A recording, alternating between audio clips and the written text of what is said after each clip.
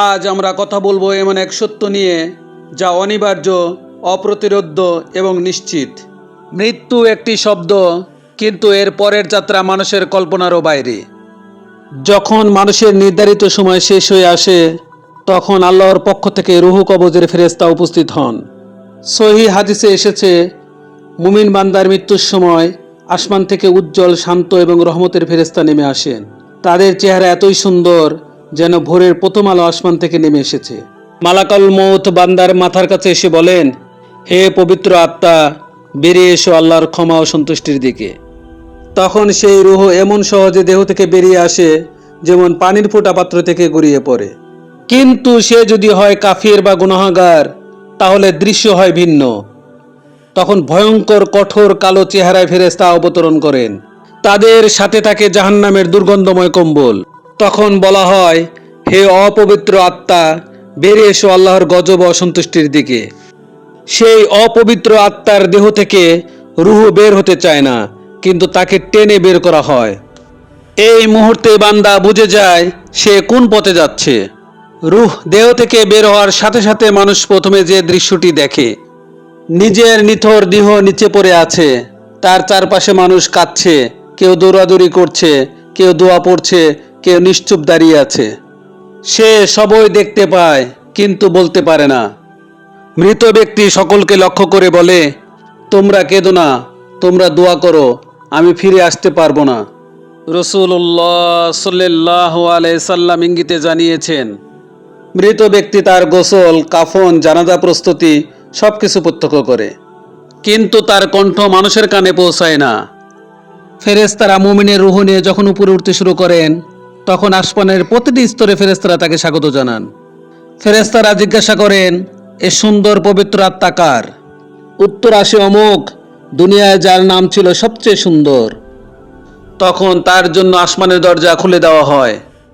তার রুহুকে নেওয়া হয় ইল্লিন নামক সম্মানিত স্থানে, যেখানে নেককারদের নাম লিপিবদ্ধ করা হয়। সূরা মুতাফফিফিন আয়াত 18 থেকে 21। মহান আল্লাহ রব্বুল আলামিন বলেন, তাকে সম্মানের তালিকায় লিখে রাখো। কাফির বা মন্দ বান্দার রূহ নিয়ে ফেরেশতা যখন আসমানে ওঠে, তখন আসমানের দরজা বন্ধ করে দেওয়া হয়। আল্লাহ বলেন, তাদের জন্য আসমানের দরজা খোলা হবে না, যাহা সূরা আরাফের 40 নম্বর আয়াতে বর্ণিত হয়েছে। তার নাম লেখা হয় সিজ্জিন নামক ভয়ঙ্কর তালিকায়, যেখানে জাহান্নামীদের নাম সংরক্ষিত থাকে। তারপর তার রুহকে উপর থেকে নিচে নিক্ষেপ করা হয়, অপমানের সাথে ফিরিয়ে দেওয়া হয় দুনিয়ার দিকে, যাহা আবু দাউদ শরীফের হাদিসে উল্লেখিত আছে। এটি কোনো সাধারণ পতন নয়, এটি হতাশা, লাঞ্ছনা ও ভয়ের পতন। দেহের রূহ আসমানের সফর শেষে আবার দেহের সাথে যুক্ত হয়, তবে দুনিয়ার জীবিত আগের মতো নয়। এটি এক বারজাখী অদৃশ্য জগতের সংযোগ। এ অবস্থায় সে শুনতে পায়। মানুষ যখন তাকে রেখে ফিরে যায়, তখনও সে জুতার শব্দ পর্যন্ত শুনতে পায়, যাহা সহিহ বুখারী ও মুসলিম শরীফের হাদিসে বর্ণিত আছে। সে চারপাশের কান্না, দোয়া, আলোচনা সবই অনুভব করতে পারে, কিন্তু উত্তর দিতে পারে না।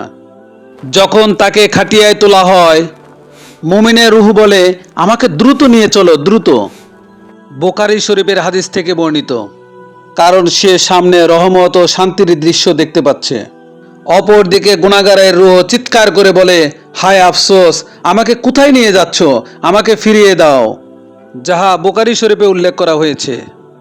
তার কণ্ঠ যদি মানুষ শুনতে পেত, তবে সবাই অজ্ঞান হয়ে যেত, কিন্তু আল্লাহ রব্বুল আলামিন এই আওয়াজকে আড়াল করে রাখেন।